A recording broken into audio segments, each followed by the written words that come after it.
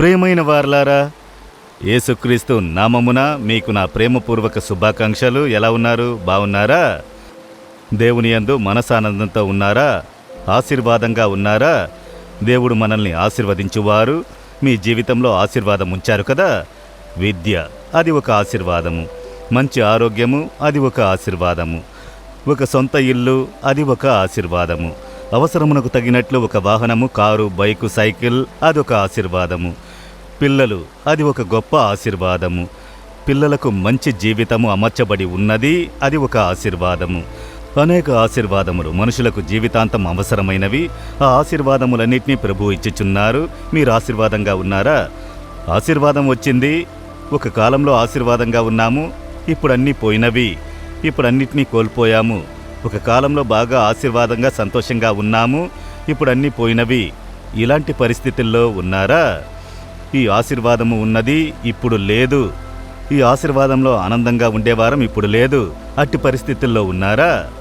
మీ ఆశీర్వాదము మీ జీవితంలో స్థిరంగా ఉండాలి, నిలకడగా ఉండాలంటే ఏం చెయ్యాలి? దేవుడు చెబుతున్నారు. సామెతలు 10వ అధ్యాయము 6వ వచనములో, నీతిమంతుని తల మీదికి ఆశీర్వాదములు వచ్చును, అవి నివసించుచున్నవి. వచ్చిపోవునది ఒకటి ఉన్నది, వస్తాయి పోతాయి, వస్తాయి పోతాయి. ఈ పక్షుల శరణాలయాలు ఉన్నాయి చూసారా? ఆ సీజన్కు పక్షులు వస్తాయి, అన్నీ వచ్చాయంటారు. 2 మాసముల తర్వాత ఇప్పుడు అన్నీ పోయాయి, ఏమీ లేవు. ఆ విధంగా వస్తాయి పోతాయి, వస్తాయి పోతాయి. ఆశీర్వాదములు వస్తున్నవి పోతున్నవి, వస్తున్నవి పోతున్నవి. అలా కష్టపడుతున్నారా? స్థిరంగా ఆశీర్వాదం ఉండనట్టున్నది. అయితే దేవుడు చెబుతున్నాడు, నీ తల మీద ఆశీర్వాదము ఉండును, నిలకడగా ఉండును అని దేవుడు చెబుతున్నారు. కనుక దేవుడు నీ సంతతిని ఆశీర్వదించదని అంటున్నారు. అయితే ఆశీర్వాదం ఎందుకు నిలకడగా ఉండనంటున్నది? ఉండుటకేం చేయాలి? దేవుడు చెబుతున్నారు, నీతిమంతుని తల మీద ఆశీర్వాదము ఉండును. కనుక మీరు నీతిమంతులై ఉండాలి. ఉన్నారంటే ఆశీర్వాదం నిలకడగా ఉండును. ఎవరు నీతిమంతులు అని అడిగితే, మొదట యేసుక్రీస్తు రక్తము ద్వారా కడగబడి తమ పాపమునకు క్షమాపణ పొందినవారు నీతిమంతులు. మనము పాపమునకు చనిపోయి నీతికి జీవించినట్లు, నీతిమంతులగునట్లు యేసు తనను సిలువలో బలిగా అర్పించుకున్నారు. దేవా, నేను అన్యాయంగా ప్రవర్తించాను, నా పాపములన్నీ క్షమించండి అని సమర్పించుకొని నీతిగా జీవించుటకు సమర్పించుకుంటే యేసు రక్తం మనల్ని కడిగి శుద్ధీకరించును. అప్పుడు మనం నీతిమంతులము. దేవా, నన్ను నీతిమంతునిగా చేసినందుకు స్తోత్రములు. చాలామంది రక్షింపబడుదురు, పాపమును ఒప్పుకుంటారు, నీతిమంతులుగా మారుదురు. అయితే నీతిమంతులుగా నిలిచి ఉండుట లేదు. అందువలనే ఆశీర్వాదం నిలకడగా ఉండనంటున్నది. సాక్ష్యములన్నీ కొందరు చెబుతారు, యేసు రక్షించాడు, మమ్మల్ని ఆశీర్వదించారు అని. 2 సంవత్సరాల తర్వాత చూస్తే ఏమీ ఉండదు, ఆశీర్వాదములన్నీ పోయినవి. కనుక దేవుడు చెబుతున్నాడు, నీవు నీతిమంతునిగా జీవించాలి. దేవుని రక్తం మిమ్మల్ని నీతిమంతులుగా చేసింది. దాని తర్వాత మీరు చేసే ప్రతి కార్యము నీతిగా ఉండాలి. మీరు అనీతిగా ప్రవర్తించి ప్రార్థన చేస్తూ ఉండరాదు. మీ చర్యలు నీతిగా ఉండాలి. అది వేదవాక్యం ప్రకారం ఉండాలి. అదే నీతి. వాక్యానుసారంగా మీ జీవితం ఉండాలి. మీరు బిజినెస్ చేస్తే కూడా అన్యాయపు బిజినెస్ చెయ్యకూడదు, అన్యాయ లాభమును ఉంచకూడదు. అంతేకాకుండా మీ బిజినెస్లో యథార్థత లేకుండా ఉండకూడదు. వాక్యానుసారంగా యథార్థతతో నీతితో ఉంటే ఆ ఆశీర్వాదం నిలకడగా ఉండును. అది దేవుని చిత్తం ప్రకారం అన్నిటినీ చేయుటకు దేవుడు ఎదురు చూస్తున్నారు.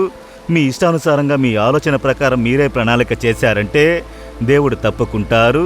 అందుకే అనేకులు కోల్పోవుటకు కారణము. కనుక ఒక్కొక్క దానికి మీరు ప్రభు వద్దకు వెళ్ళి ఆలోచన అడగాలి. ప్రభువు చెప్పిన ప్రకారం చెయ్యాలి, ఆయన ఇష్టానుసారంగా చెయ్యాలి. అందరూ బిజినెస్లో బిజినెస్ న్యాక్, బిజినెస్ యొక్క సామర్థ్యము అని కలపటం చేయుట, కపట కార్యములు చేయుట, మోసగించుట, అలాంటివి చెయ్యకూడదు. నీతిగా ఉండాలి. మీ లైఫ్లో నీతి బయలుపరచబడాలి. ఉద్యోగములో నీతితో యథార్థతతో పనిచేయాలి. లంచం తీసుకునే వారుగా ఉండరాదు. డబ్బు కొరకు నీతిని తారుమారు చేయువారుగా ఉండరాదు. డబ్బు కొరకు దొంగను మంచివానిగాను, మంచివాని దొంగనుగాను చెయ్యకూడదు. కనుక మీరు ఉద్యోగం చేసే స్థలములో అధికారిగా ఉంటే అందులో యథార్థులుగా ఉండాలి, నీతితో పనిచేయాలి. మీకు జీతమిచ్చే నిర్వాహకులకు నీతితో మీరు పనిచేయాలి, యథార్థులుగా ఉండాలి. ఆ విధముగా మన లైఫ్లో, కుటుంబములో, మీ సేవలో, పరిచర్యలో అన్య భాషలతో మాట్లాడుతూ అభిషేకంతో నింపబడి ఇష్టానుసారంగా జీవించవచ్చని చెయ్యకూడదు. దేవుడు చూస్తూ ఉన్నాడు, నీ చర్యలు నీతితో ఉన్నవా అని దేవుడు గమనించుచుంటారు. కనుక మనం నీతిమంతులముగా జీవించాలి.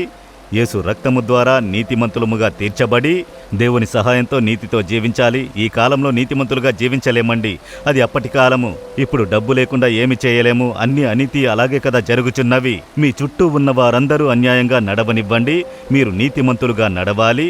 దాని కొరకే మీరు పిలువబడినారు, అలాగే మీరు నడుచుకోవాలి. అదే కదా నేను చెప్తాను. అప్పుడప్పుడు సేవలో కొందరు కొన్ని కార్యములు వచ్చినప్పుడు అదేమిటంటే, వారు యూదాసు వలె నడుచుకొనిమ్ము, పర్వాలేదు, నేను యేసు వలె జీవించుటకు ఇష్టపడుచున్నాను, అంతే, సింపుల్. యేసు వలె నేను జీవించాలి, యేసు నడిచినట్లు నడవాలి. ఇతరులు ఎలాగైనా నడవనివ్వు, యూదాసు వలె నడుచుకొనిమ్ము, ఏమైనా చెయ్యనిమ్ము, దాని గురించి దిగుల్లేదు. నేను యేసులా జీవించాలి, ఇందులో స్థిరంగా ఉండుడి. యేసువలే నీతి యథార్థ క్రమశిక్షణతో ఆ విధంగా నేను జీవించాలి అని సమర్పించుకోండి. అప్పుడు నీతితో ఉంటేనే ఆశీర్వాదము ఉండును, లేదంటే ఆశీర్వాదం వెళ్ళిపోతుంది. తర్వాత అన్నిటిని పోగొట్టుకుని అప్పుల వారిగా మారెదరు. కనుకనే ఒక కాలంలో బాగా జీవించిన ఎంతోమంది క్రైస్తవులు, వారు ప్రార్థించలేదా? ప్రార్థించారు, బైబిల్ చదివారు, కానుకలు ఇచ్చారు, ఎన్నో చర్చిలు కట్టించారు. ఇప్పుడు అన్నిటినీ కోల్పోయారు. ఎందుకు? మధ్యలో ఎక్కడో నీతి తప్పారు. దాన్ని గమనించాలి, దాన్ని సరిచేయాలి. కనుక దేవుడు ఇష్టపడింది విడిచిపెట్టి శరీరులై తొలగిపోయారు, సొంతముగా కార్యములను చేశారు. ఆ అనీతి అన్నిటినీ పోగొట్టుకునేలా చేసింది. కనుక ఆశీర్వాదం ఉండాలంటే మీరు నీతిమంతులై ఉండాలి. ఈరోజు సమర్పించుకుంటారా? ఎక్కడ తప్పని తెలిసింది కదా, సమర్పించుకోండి. దేవా, మీ రక్తము ద్వారా నన్ను కడిగి నీతిమంతునిగా చేయుము. నేను నీతిగా జీవించుటకు నన్ను సమర్పించుకుంటున్నాను. నీతిమంతుని తల మీద ఆశీర్వాదము ఉండును అని చెప్పినారు. నేను అలాంటి జీవితం జీవించుటకు నన్ను సమర్పించుకుంటున్నాను. నా మీద మీ ఆశీర్వాదము నివసించును, నిలకడగా ఉండును. ఎవ్వరూ దాన్ని తీసివేయలేరు, నేను దాన్ని పోగొట్టుకోను అని విశ్వసించుచున్నాను. నీతితో జీవించుటకు నడుచుటకు నన్ను సమర్పించుకుంటున్నాను. యేసు నామములో ఆమెన్, ఆమెన్.